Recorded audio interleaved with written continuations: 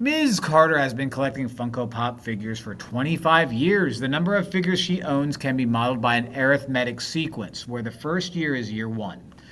The number of figures in year 3 was 15, and the number of figures in year 18 was 180. How many Funko Pop figures did she have in year 10? Oh, okay, so we're going in between.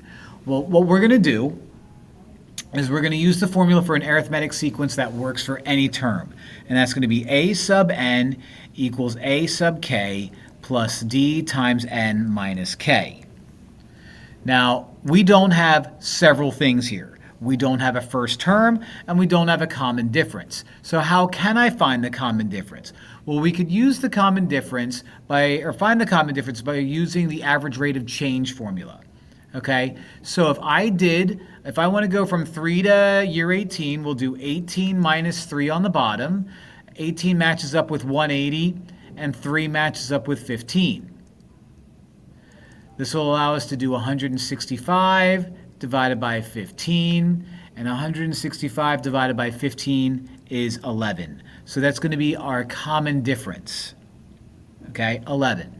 Also, I don't have a first term, so I'm using this guy. So if I use just the friendlier numbers, I will call you, year 3 means k is going to be 3, and you would be a sub k. So now we plug it all in. A sub n equals a sub k, which is 15, plus the common difference, which is 11, times n minus the k we chose is 3. We care about what happens in year 10. So a sub 10 equals 15 plus 11 times the quantity 10 minus 3. Now PEMDAS has us do 10 minus 3 first, so a sub 10 equals 15 plus 11 minus 7 times 7, not minus.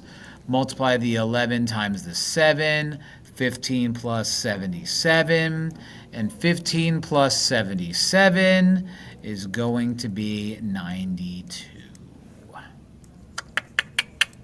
So the answer is B.